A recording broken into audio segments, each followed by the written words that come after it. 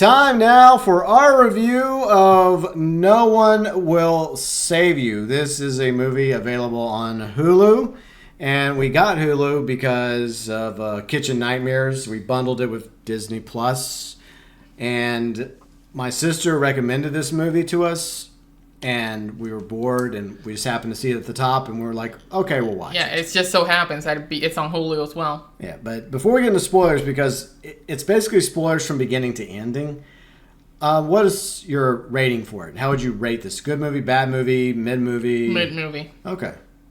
So. Just like a 5. Okay, 5. Whoa. That's mid.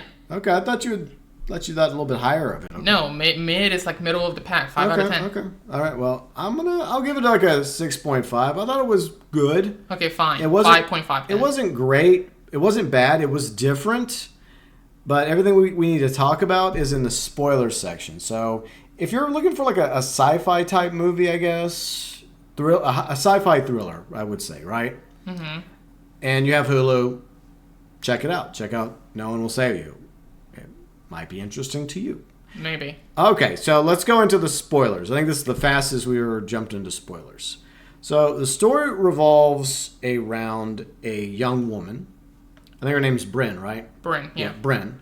She lives by herself on this house, and I think it was shot in like different locations. Like at the end, it says Louisiana, and I picked up on it being Louisiana because the phone has a 318 for the area code, which is Louisiana, so I caught on to that. But I think parts were also shot in Quebec, but I don't know where. I don't think they ever tell you specifically where this is. It's a fictional town. I think it's called Mill River, the town. I didn't even notice the name of the town. Okay. Well, it's set in different spots. But she lives by herself in this nice house in the middle of nowhere, right outside of this town. Mm-hmm. And she's just having a normal life. She's a seamstress. She's making some dresses. She's kind of old-fashioned for a young woman. She has these model houses in like this model town. I guess it's like a small version of the town. And some people do that. And like everything about her is kind of old-fashioned. Yeah. Which is very weird. It's like 50-ish.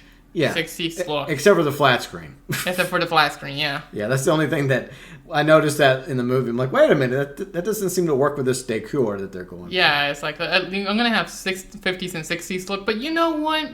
At least let me have a nice TV. Yeah, well, so the quality's not trash. Well, the little SUV, I think it's a Subaru, is like from the early 2000s. She drives, so. But anyways, one night, I mean, before we get to the night, she goes to town to drop the dresses she sewed in the mail. I guess she has customers online, so obviously she must have some way, because that was one thing I thought about after the movie was over. Like she's sending these off to people. This must be a way she makes money. But if she doesn't have internet, if she just has like a landline, then how is she able to have a business and mail these dresses off that she sews? There's some questions that never really properly get answered. I guess that's what makes it even more confusing. Yeah. But anyway, she goes to town. Nobody seems to really like her very much. Everybody just gives her the eye. Yeah, they give her the evil eye. Yeah. Which implies she's kind of an outsider. We find out later why she's an outsider. Mm-hmm. She first goes to, I guess, her mom's grave. Her mom died a few years prior. And then she sees this couple. One of them happens to be the police chief and his wife. And she hides from them, right? They're just walking down the street. Right. And then she goes home, and then she writes a letter while drinking some wine to a friend of hers. Her name's Maud. And I guess it's implied that she's going to eventually mail that letter to Maud. Yeah. But she's blaming herself for something. At the moment, we don't know what she's blaming herself for. I thought she was blaming herself for her mom's death. But it wasn't her mom's death that she was... Right, it was just something else. Yeah, something else. So after all this and some dancing, I guess she did a little dancing with a record player and eating dinner. She went to bed. Oh yeah, before that, during the daytime, she noticed some of the grass was burnt. Yeah, it was like a sea. Yeah, like a yellow brownish sea and a green grass, and so she pulled out the water hose and I guess put some water over it. Yeah. Me, I would have just been like, okay, whatever, I don't care. I don't care if my grass dies. Wow. It doesn't bother me. So what happens at night while she's in bed? Then after that, in bed, she starts doing some noises. Okay. And all the lights turn on. Yep. and then they turn back off. Mm-hmm. And then she's like, okay, well, this is weird. Let me go investigate this. What? Another thing, she doesn't talk, really. Oh, yeah, the dialogue is peak here. You're going to love it. There's like almost no dialogue. I would say 99% of the film is no dialogue. Yeah, there's like maybe like no, or like, come on. But she doesn't really say anything. Like, it's just like maybe like some little reactions. Yeah, near the end of the film, she says something, but we'll get to there in a minute. Yeah, there's maybe like 6 sentences in the whole movie. Yeah. But, yeah, basically she goes check out the sound. Yeah, the disturbances downstairs. There's a disturbance in the force. Yeah. And then she looks at this weird-looking creature. Silhouette. First you hear the noises, and you see a silhouette through like this like glass. Yeah, you hear like bones cracking. Yeah. And like, you know, like yeah. like noises like that. Very weird. Yeah. And then it starts moving like really quick. Yeah. And really slow, and at the same time it's like it starts shaking stuff out. Mm-hmm. Then after that, I forgot what happens next. It kind of follows her upstairs. She hides under her bed. She sees its feet. Its feet's all weird looking. Yeah. But it's at this point we know what it is. It's an alien. It's a traditional like alien that you've seen in countless stories of abductions, close encounters. Yeah. It looks exactly like what you would expect in a very old-fashioned looking alien. Yeah, it's an old-fashioned looking alien. And actually, it looks really good. I would say that. Yeah. But it's very weird looking. It's just very creepy. Yeah. And we can see literally from the entire encounter that the alien already comes out as hostile. Yeah. It's not friendly at all. It's not like, hey, how you doing? What do you want? Yeah, it's not like E.T. It looks like if you literally just, did not react, it will kill you immediately. Yeah. But, yeah, basically, there's also not only this type of alien, it's like a bunch of them. Yeah, it's weird how they do it, but this alien, specifically, this type, is like your traditional gray. Yeah, it's like we'll call them the stereotypical, the grunt. Yeah. I don't think it's the grunt, though. I think it's... But anyways, its one ability is it's telekinetic. Yeah, it's very telekinetic. It can move shit with its mind. Yeah. And then after that, I think the alien finds out she's in her room because he heard it. Well, it goes up out of the room. She closes the window. Yeah. But then it somehow gets back inside and it chases her downstairs. Well, because it didn't really leave. It just went to the roof. Yeah, it was on. You heard it making noises on the roof and stuff. Yeah, and then after that, she kind of went downstairs to close the door. Yeah. But then it opened because of the whole telekinetic thing. Yeah. It just found out that it was there. Yeah, and it... Yeah, it just knocked everything down. Yeah. And then after that, the lights started going crazy again. Yeah. And that's when she was going to go to the phone, and I think the phone was dead. Yeah, because of the power and stuff, it was... Yeah. And then after that, basically, the whole house starts going crazy. Yeah. And then she hides in the corner next to the fridge. Yeah. And then the alien saw that she unpolitely dropped the phone. Yeah. And he wanted to be like, you know what, let me fix this. I don't like this noise from the phone. Yeah. So let me go fix that. And he puts it back kindly yeah. and gently on the handle. Yeah. And that was very nice of him. I really appreciated that. It just shows that he has manners. Yeah. And then after that, he found out where she was behind the fridge. So he wanted to say hello and, do a nice greeting. And sadly, she did not like that. No. She did not appreciate the niceness and the appreciation. I would say at the first few minutes of this encounter, the question you're asking yourself, is she actually having this encounter?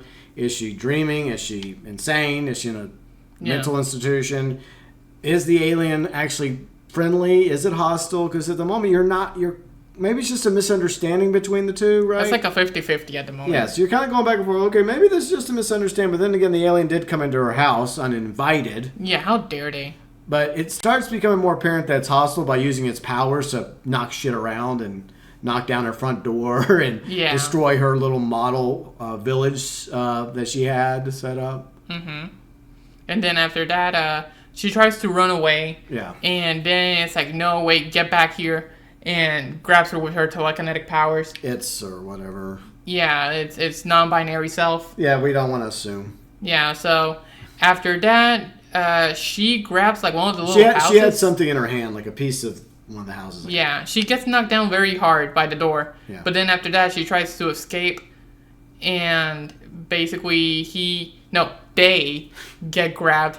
They grab her. The alien grabs her with her telekinetic powers. Yeah. And she was having none of it, and stabbed them in the head with a little house. Or like a piece of wood, like a sharp piece of wood that was probably broken. was like from the house or something. From Maybe. The little cardboard house or something. Yeah, from one of the little houses. Yeah. It's complicated. And the alien died. Yeah, it happened really fast too, because like she turns towards the alien, with the alien basically kind of kills itself in a way, because the way it moved her telekinetically off the wall towards him, or it, or they, them, zim, she basically takes the thing and just stabs him really quick right in the head. Well, the thing is that they grab her, and it was like they wanted to stare at her. Yeah. And then after that, it just like, nope, she was having none of it. Yeah, she killed her. But it looks like it was trying to like inspect her or something. Study her because they grabbed him and literally... This is getting too confusing. I know, I can't do it. Okay, so dead alien on the ground. She covers it with a blanket. She goes to town to, I guess, try to talk to the police chief, but runs into the police chief and the wife. Mm-hmm. And the wife spits on her. She obviously doesn't like her very much. And I thought they got slapped. No, she spit on her. Oh, ew. Yeah. So then she tries to get on before she gets to town, she's on the bicycle because she can't get the car to work or anything to work because of the whole outage. Let's just say it was some sort of EMP thing that happened. I don't know. But then she's bicycling from her house to town, and then she finds the postal van, the postal van, mm-hmm. which the dude earlier, the day before, brought her another one of those houses in a box. Yeah, threw it. Yeah, he threw it at the mailbox like an asshole, like he was like going for like a 3-pointer. But he didn't. I don't think he knew that she was watching. He was like, "Yeah, oh, I'm awesome," but he was a dick. Yeah. But I don't know when that happens, because that was only like a little ways down the road. Whenever his like post-op van or USPS piece of crap gets knocked over, and we find the aftermath of that, because we don't see what happens to him. We just find out what becomes of him. Yeah. And then after that, you see also a whole house. Yeah. Absolutely smashed. Yeah, a house was wrecked by something. Well, at this point, you kind of already know what it is. What it got wrecked by. Yeah, it was by the damn aliens. Because obviously it implies that there was more than one alien. It wasn't just a single visitor. It was like one alien per house or something, I think. Maybe. But she decides she wants to leave town, not because of the aliens, but because of the fact she killed an alien. And she was going to tell the police, but she had that encounter with the chief and the wife. Yeah, and it didn't look like they cared. Yeah, it didn't look like anyone else gave a shit about her. So, because it was at this moment we're thinking, okay, finally she's going to talk. No. Nope. The fact that there's hardly any dialogue, like when I'm by myself, and I've been by myself for a lot of times in my life, I have talked to myself. Admittedly, I've had conversations with myself, and you know what? Most people probably do, because we're social creatures. The fact that we don't have these moments where she at least says some things to herself, like, okay, get a grip, Bryn. Okay, what the hell, Bryn? It just makes her look more natural. Yeah, it does. It just makes her come across as a mute, and she's not a mute. She can talk. Yeah. That's something I didn't like. I don't know. What's that one movie where there's no dialogue? I think it's like A Quiet Place or something. I haven't seen that. I haven't seen it either, but I've heard like nobody talks in the whole movie. Maybe that's where they got the inspiration from, was from Quiet Place. I mean, I think the actress does a good job with what she's given. So the actress, I liked what she did from start to finish. But I think that there could have been at least a bit of self-dialogue where she's talking to herself. Not all the time, but on occasion she just says, "Oh, wow, this is delicious. Oh, this wine's great. You know, wow, this music's awesome. I love this music." Or, "Yay, I finished another dress." Okay, at the beginning when she's picking out 2 dresses, right? Mm-hmm. She's like, "Oh, the green dress or the yellow dress? Which one?" Okay, yellow dress. She did the right choice, though. And she picked the green dress. Yeah. But anyways, so she tries to leave town on a bus. So this part's just silly. Out of nowhere, she gets a hat. She gets sunglasses. I know she had sunglasses in the car, but she didn't. I don't think she had them on the bus. I never saw them before. She just grabbed them. Yeah, and she gets a ticket onto the bus, but there's already 2 of these infected humans, including the postman. Yeah, the postman is one of them, and then the other one's like a female. Yeah, and they've been infected by the aliens. They have this ball with tentacles. It's weird. Yeah, kind of spider-like, but not. Mm-hmm. And they're trying to get her. But they were already on the bus before she even got on the bus, which is... Like, it'd been one thing if she sat down and all of a sudden you saw 2 people, like, walking and sat behind her in the back of the bus. Mm-hmm. And it's implied that obviously those 2 people were after her, but they were already there. So she gets off the bus, and I guess the 2 the humans that are infected by the alien ball tentacle things, I guess they're attacking everybody else on the bus. It was very weird. Nobody else was talking either. That's the other part. It's like... Yeah, nobody else said a thing. Like, are you okay? Or like, what the F? Yeah. Holy shit. After that, she basically runs away from the bus. Yeah. And you hear people screaming, so it is heavily implied that they also got infected. Or killed. Or killed. Who knows? Because you do hear screaming in the distance while she's running away. Yeah. So it's heavily implied that they got infected or killed. But then you see more people later, because after that scene, she runs back into, like, the old house, because I think she's returning back home. Yeah, back to her house. Yeah, and she sees, again, the destroyed house and the post op. But when she looks to the right, she sees, like, 7 people. Just staring at the sky. Just staring at the sky, because there's this huge cloud following her. Yeah, the storm cloud, yeah. And then it is, like, they you know, she's looking at them, and then they look at her. Yeah. It's like, oh, great. They notice her, and she keeps running. Yeah. I don't know if this happens before or after that scene, but she does end up finding herself by a church. She tries to get inside a church. I think that's after. Okay, so she ends up by a church on her way back to the house. Yeah. And there's a graveyard. And you're thinking, is this the same graveyard she was at earlier? Is she going to go back to her mom's grave, or is this a completely different graveyard? And she comes across someone else's grave. Yeah, Maud. Yep. And now we know that her friend Maud, who she was writing to, is dead. So you're sitting there going like, wait a minute, wasn't she just writing a letter to Maud? And then it starts to make sense because, like, her parents are obviously not happy with her. So if her mom was angry enough just seeing her to spit on her, and the police chief didn't give 2 shits about her, then that implies that she must have had something to do with Maud's death, and that's what she was referring to in the letter. Yeah. And what's crazy is that I know this happens later, but you go back home, and she has, like, all these pictures of her and Maud. Yeah, she has this entire room dedicated. All these letters with Maud, and it's so weird. Yeah. It comes across as creepy. Yeah. Because no normal person would do this. Well, we find out later what happens, but this situation is, you know, Maud was her best friend. Obviously, she had something to do with Maud's death. And then after basically being, I guess, made an outcast by the rest of the town, because, you know, it happened to be the police chief's daughter, all she had was her mom. And then her mom dies, and then she's all alone. So I can see how she could find herself in a situation where therapeutically, the only way to cope with the death of her friend when she was a child, and to have someone to talk to, in a way, Maud became her own fictional friend, well, a version of Maud, and she communicated to her by writing these letters, and so she had them pinned up in this room dedicated to her and Maud. So that was kind of creepy in one way, but also sadly understandable, because it's all she had, you know? Right. But, so she eventually ends up back at her house, and she starts fortifying it, right? Doesn't matter. Telekinetic powers can't take care of that easily. Yeah, so the aliens manage to, later at night, they come back in full force. Right. And this is the part where you notice that there's more than one type of alien species. Yeah. And it's weird because, like, you cannot notice it by the head because her head looks very similar in all of them. Yeah. It's just their body that changes. Yeah. So you have, like, the normal grunts. I would say the standard. The standard normal-looking alien. Then you have, like, the pet, like the dog-ish looking alien, which is just, like, the same head. But it's like... the head's a little different looking, but they are smaller. It's like Gollum. Yeah. That type of body. Yeah. And then you have the normal ones, again, normal head, but their hands and their, feet are huge. It's like spider-like. Yeah. and it's creepy. I would say there's three types.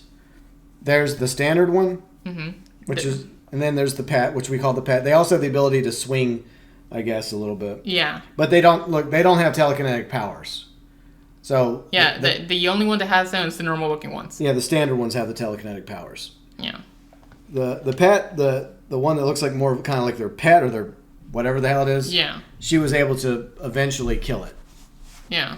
And then the other one is like the big spider. Yeah, it's taller. It's way bigger. It's way bigger. And I guess it has the ability to summon the UFOs. So I guess it's kind of like a summoner. Yeah, that's the summoner. Because it makes the noise and the UFOs show up and it tries to beam her up. Yeah, to probe her. Yeah. But then you also have the humans that are possessed. So the postman finds her and tries to drag her over to the UFO where the big giant one is. Mm-hmm. And the giant one does a noise to call the UFO, and the UFO shows up.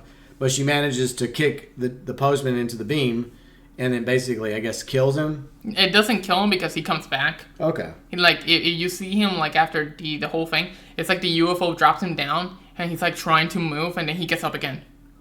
Is that all we saw of him? Yeah. Then after that, she runs away. Oh, he just fucks off. Yeah. Okay.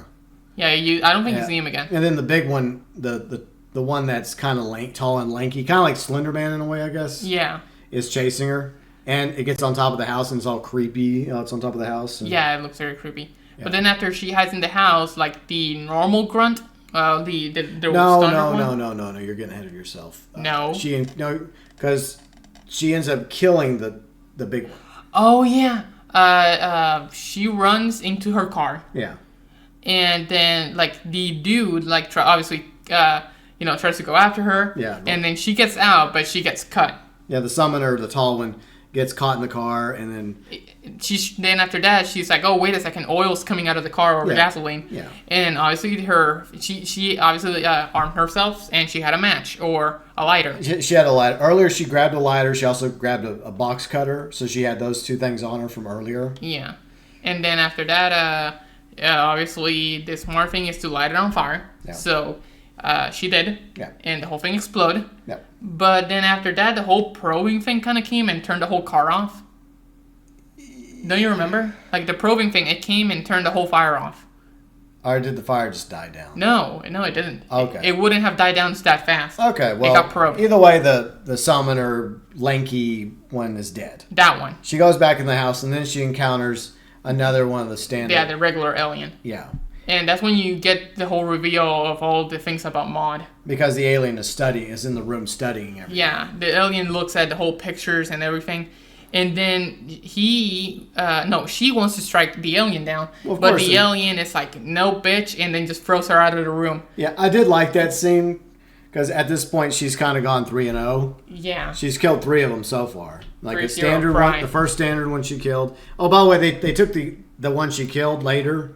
And they hauled it off. They lifted it up and hauled it out of the house, and it disappeared back into a UFO. And she killed the doggo one, which isn't really a doggo. It's just the alien pet, we call it. Mm-hmm. And then she killed the summoner, lanky one. But like you said, she's in the same room, hiding in the same room that the other standard one is in. And she tries to do a little attack from behind. And then that alien's like, does a little thing of his hand. Yeah, and just throws her through a wall. So that was kind of funny. It's like, nope, bitch.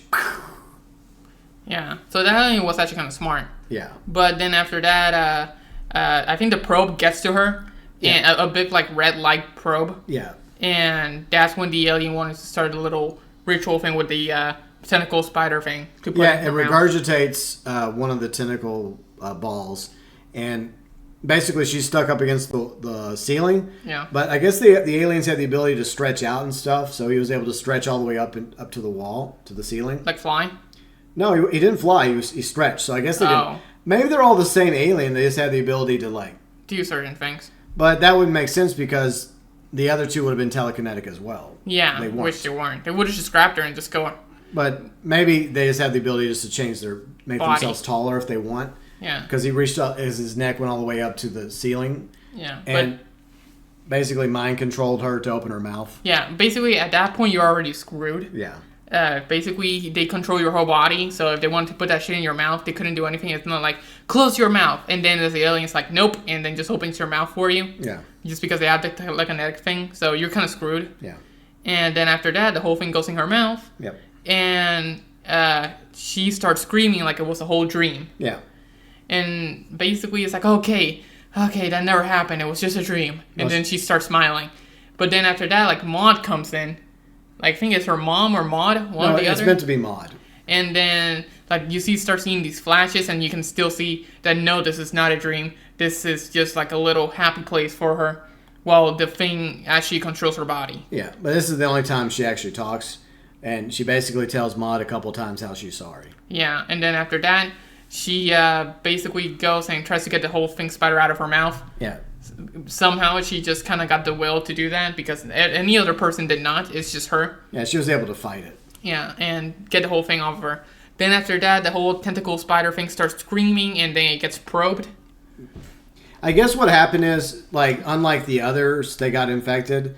Like, they probably got caught off guard and they got, like, probed and caught before they could react. Unlike her, where she's obviously had dealings with these aliens over the past, 2 nights? Mm-hmm.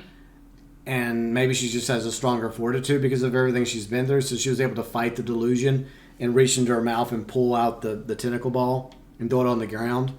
But then a UFO shows up again, and then a beam comes down. And I guess the tentacle ball got some of her DNA, and with the probe beam, was able to reconstruct a clone of her. Yeah, a clone of her. And so the clone chases her into the woods. Yeah, and then she turns around and says, wait a second, that me? And she doesn't say that. No. It's just like a stare down. Yeah, it's just a reaction. And then, like, they get closer and they stab her twice. Yeah. With, like, I think it was like I don't know what it was. I think it may have been the very same thing that she stabbed that one alien in the head with. Maybe. Because it was still in that alien's head when it got, like, hauled away. Right. So that kind of shows how vindictive they are. It's like, oh, okay, you're going to kill one of us with this thing? Okay, well, we can do that. Yeah, but she doesn't get killed. Yeah. She just gets, like, extremely hurt. Yeah, in the belly. And then she still has that one box opener cutter. Yeah, it's so weird. They have, like, this moment where they're hugging, like, her and her clone. Well, after she slits her throat. Well, no. They have this moment, and then all of a sudden she does it with the box cutter and stabs the clone. Yeah, and then after that, she's holding herself in her arms. Yeah, and the clone dies. Yeah, and the clone dies. And she's really, really sad about it. For whatever reason. But then after that, she runs away, and then you see, like, this huge mist, and you see, like, another one of those alien spider ones. The summoners, yeah. But it's, like, bigger. I don't think it's bigger. I think it's about the same size. It looked bigger. Okay. But then after that, she gets probed. Yeah, well, what happens is it kind of delays her because it's summoning another UFO or maybe the same one. It's summoning another UFO. Yeah, and then she looks up and all of a sudden, boom, the beam of light gets her and just pulls her up into the ship. Right. And if the movie ended there, I don't know, I think that would have been a kind of an interesting ending. Like, she got caught, the end. But it doesn't end there. I don't know. It would have been like so, Yeah, you've been like, oh, what the heck? What happened to her? Like, what the fuck? And maybe save for a sequel, but I don't know. I don't like that. Okay, you don't like that idea? Okay. No. All right, so she ends up on the ship, surrounded by the standard aliens. Like, there's several, at least half a dozen. Mm-hmm. And they have her in a beam in stasis. Like, she's still awake and move, but she can't move her body. She can move her eyes though. She's just looking at them. Yeah. And then they all take their fingers, kind of like E.T., and they put their fingers up to her head, and then that shows us all her memories. Yeah, her memories. Well, her darkest memory. Yeah. And it also shows how Maud dies. Yeah. And she was very, very ruthless. Like, she literally, like, Maud just, like, kind of bullied her for, like, a split second. Yeah. And she's like, I ain't having none of this shit. She grabs a rock and smacks the bitch in the head. Like, goddamn. Like, well, I know they're kids, but fuck. I mean, I see the thing about the lack of dialogue. We have to take what we see and translate it in our own way. And I'm guessing her and Maud, while Maud was staying at her house with her mom one night, they must have gotten into some sort of argument or disagreement over something. Like, Maud storms out of the house, and I guess from what I'm trying to piece together, Bren goes after her, and it seems like they're having some sort of, I don't know if they're screaming or yelling at each other, but there's obviously some sort of friction happening. And Maud pushes her to the ground, and Bren does old, like, Cain and Abel to her. grabs the rock, like you said, off the ground, and gets up and smacks her right in the face. I don't think Maude intended to kill her. But, you mean Bryn? Yeah. Bryn didn't mean to kill Maude, but she did, and so that's how Maude got killed. Yep. And so eventually she's able to finally forgive herself because she's now sitting at a table with her younger self. And I guess her younger self is writing the first letter she ever wrote to Maude after her death. Right. And all the aliens are watching this as this happens. Yeah.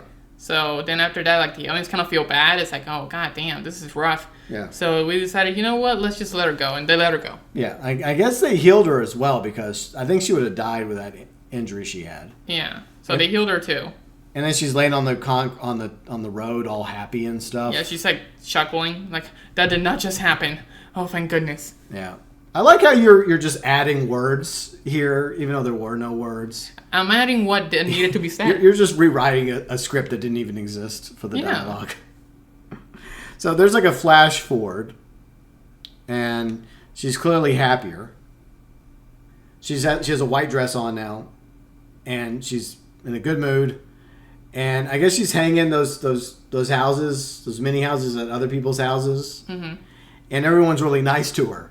Yeah, and then you start hearing a noise. Yeah. Like when they wave at her, like at the same time, you hear like noises of the aliens. Yeah. And then after that, they all start dancing, and it's like a huge party. Well, everybody's clearly infected with the spider thing. The tentacle ball, except for her. Yeah. And so she's happy with this outcome. It's like this is the good ending for her. Yeah, and then everybody's just like infected, like the whole world. Well, basically Louisiana. Well, yeah, I mean, I'm guessing it's Louisiana or somewhere because I'm guessing it's the entirety of Louisiana because then after that, if you see them like dancing and partying, then you cut to the sky and you see like all these alien UFOs all over the world. I mean, all over Louisiana, that is. And then it's just, I guess it is heavily implied that the whole town or Louisiana itself got conquered by the aliens, but I don't know. It has to be like like the world, like the world, because the military would have been on that shit immediately. Yeah, but would the military be any match against these UFOs? I mean, if one girl could kill 3 of these aliens by herself, then imagine what a bullet can do. Yeah, or bombs, or especially if you catch them off guard, because if you go face to face, of course, they're just gonna be telekinetic and take your gun away from you. Yeah, but like if you're like sniping them from a distance and they don't notice. Yeah. Like, you can pretty much pick them off one by one. Yeah, but I guess it makes sense that she was able to kill them because she already had a killer instinct in her from killing Maude when she was a kid. There you go. So that was there all along with her. She's like, it's just an interesting movie. It is. It's very confusing. I didn't like it that much. It was like a mid movie. Yeah. But it's so confusing. I guess it's just because it's super confusing. It doesn't make any sense to me. Well, I mean, it's a typical alien invasion movie, and I'm guessing the ending is the aliens do manage to conquer the world, and they infect any humans that were left alive with the tentacle balls. And I guess they allowed at least this town to be, in a way, controlled by Bryn. Maybe not directly, but I guess from her own memories, they kind of implanted what Bryn really likes, like this old-timey dancing and dressing. Like, they just said, okay, we're just going to replicate that onto all the other humans that have been infected. And so Bryn is obviously very, very happy about the way everyone acts. Right. In her, I think Mill River, I think that's the name of the town. I could be wrong, but yeah, it was interesting. Okay, it wasn't the worst movie ever. It was not the best. I can see why it was not in theaters. I wouldn't recommend it to anybody, to be honest. It's a boring movie. I didn't find it boring. Because I've watched some boring movies. I would have to say, if I watched it again, it would be boring. Yeah, I mean, it's a movie you probably only want to watch once if you watch it. Should we land? Yeah, I guess we can try and land. But I guess I will say this about it. I thought the actress did a pretty good job for the most part. I think there could have been some dialogue, at least some self-talking dialogue. Maybe she doesn't talk to herself every, 5 seconds. But every now and then when something comes up, she's like, what the hell? Or, what's going on? Yeah, that's something that pissed me off. Like, talk more. Yeah. Like this is like a super huge moment, like aliens coming in. Like, say something. Yeah. And that's something that just kind of threw me off. Well, I can understand her being quiet in these tense moments where she's trying to hide from the aliens. I know, but when there's nobody around. But like, there's moments when she could have talked like when she was at the grave of her mom's, right? She could have said something like, "I miss you, Mom." Yeah, anything. Yeah. But that was another thing I noticed about the headstone. Like her tombstone, her mom's tombstone, it said "loving mother to Bryn." Did it really need to say that? Yeah, like production team, just to her. just loving mother. Yeah, loving because mother. we've already connected the dots as the viewer that this is her mom in the grave. Okay. Only to Brendel. Yeah. I don't think it was the same thing for Maud's tombstone. I don't think it said Bryn's best friend. Bryn's best friend. I don't think the parents would have put that on that tombstone. Yeah. Because they kind of hated her. Well, at least the mom hated her. I think the dad was obviously heartbroken over it, but I think he just was apathetic towards Bryn. Mm-hmm. It's not that he hated her; it's just that he didn't give a shit about her. Yeah. But, anyways, it was, like I said, an interesting movie. I've seen worse. I've seen better. They should have had a bit more self-dialogue. Yeah, it definitely needed some dialogue. I honestly thought it was going to end with her in an insane asylum, to be honest. Yeah, you kept saying that. I thought that was going to be the twist. But then they faked you out with the whole waking up twist. I'm like, oh, did she dream it? No, she didn't dream it. They kind of got you for like a split second. Yeah, because you're like, okay. But then it started becoming very unbelievable very quickly. Mm-hmm. I guess they just didn't play it out long enough.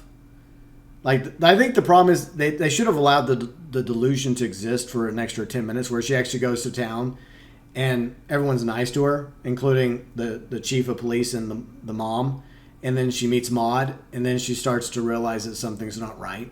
Mm-hmm. It's like, yeah, Maud, I had a crazy dream. And then Maud's being overly nice to her, and everyone's being overly nice to her. And she's like, wait a minute, why are y'all being so nice to me? And then she starts like, realizing it. Yeah, kind of like how the agents talked about how the original version of the Matrix was rejected by humanity because it was too perfect. Mm-hmm. It had to have flaws, and maybe it's a similar scenario where the fake reality the aliens created for her at first when they first infected her was too perfect, too good. Yeah. But they kind of rushed that part. But anyways, I think that's pretty much our thoughts, views, and opinions about No One Will Save You. It was a decent invasion movie. I like that they were trying to do some things different. A positive, I'll say, besides the actress's performance, I think the aliens looked pretty good. Yeah. Yeah. I mean, I think if the Greys are actually real, I think this is as close to realizing them on the big screen as they've gotten. I mean, you have Close Encounters. I mean, those Greys look pretty good, and you've had them in a few other TV shows and movies, but these actually look fairly decent. At least the standard ones did. The other ones, maybe a little too sci-fi. Yeah. But it wasn't. It would like the aliens didn't look that bad. No, they didn't. They looked pretty good. Yeah. I think it's the whole tentacle ball thing that really, that was weird. Because I kind of compared it to like the face hugger, but on the throat. Yeah, it just seemed a little silly, but it is what it is. Not a perfect movie, but right. At least it tried. So for what that's worth. So mid movie, not great, not bad, but it's like kind of like a one and done movie. And then you kind of move on to something else. Anyways, for any of you that actually watched No One Will Save You as well, like we did, we are very much interested in your honest views and opinions. Did you love it? Did you hate it? What'd you like about it? What'd you not like about it? Feel free and let us know below in the comments section. Bye-bye.